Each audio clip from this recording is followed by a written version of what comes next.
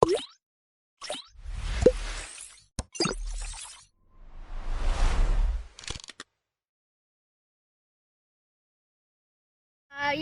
kawan, kita bersama menanam padi di sawah kita.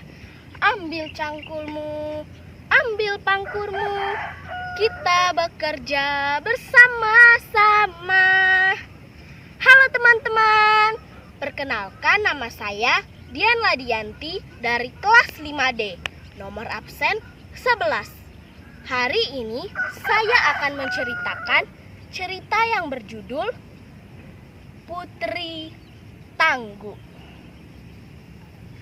Alkisah, pada zaman dahulu di negeri bunga Kecamatan Danau Kerinci Jambi, hiduplah seorang perempuan yang bernama Putri Tangguh. Ia hidup bersama suami dan ketujuh anaknya.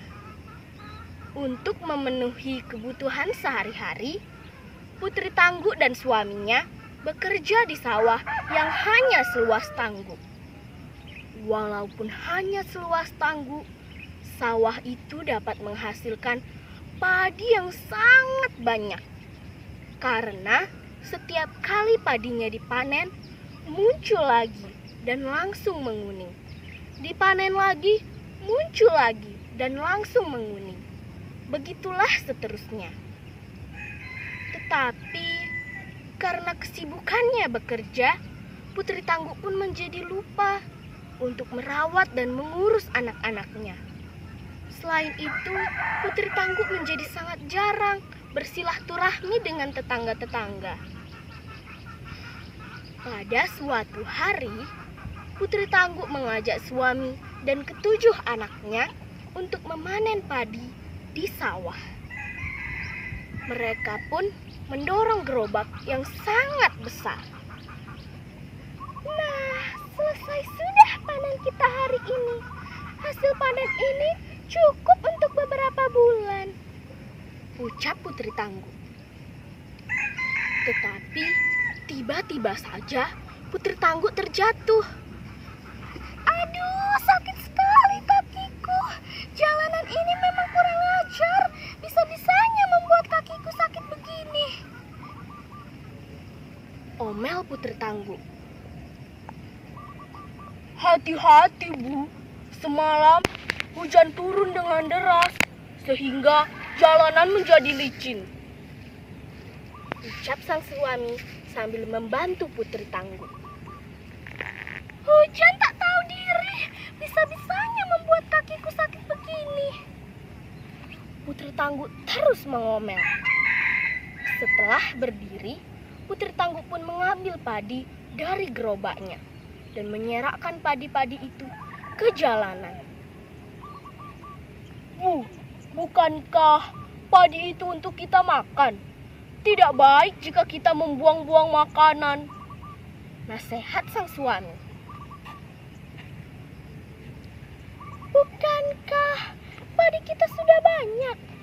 Apa kau mau aku jatuh lagi? Jawab Putri Tangguh dengan angkuhnya. Suami dan ketujuh anak Putri Tangguh hanya bisa diam melihat Putri Tangguh yang terus menyerakkan padinya ke jalanan. Saat malam harinya, anak bungsu Putri Tangguh merengek karena lapar. Bu, aku lapar. Aku ingin makan, Bu, rengek si bungsu. Putri Tangguh pun segera terbangun dan berjalan menuju dapur untuk mengambilkan makanan bagi anaknya. Tetapi alangkah terkejutnya Putri Tangguh melihat nasi yang disimpannya telah habis tanpa sisa.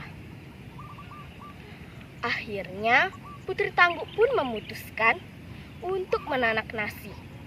Tetapi ia kembali dikejutkan saat melihat beras yang dimilikinya telah lenyap semua.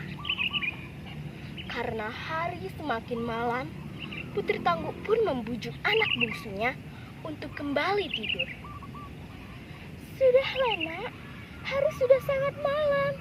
Ayo kita tidur. Besok pagi ibu akan memasakkan makanan yang lezat untukmu. Bujuk Putri Tangguh. Akhirnya si bungsu pun mau mendengarkan perkataan ibunya. Dan Putri Tangguh serta anak bungsunya kembali tidur.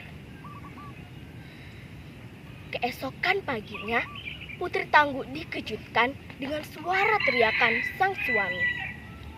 "Bu, cepatlah kemari! Cepatlah kemari, Bu!" teriak sang suami. Putri Tangguh segera berlari menghampiri suaminya yang sedang berdiri di depan pintu lumbung. "Ada apa? Kenapa kau terus berteriak?" tanya Putri Tangguh.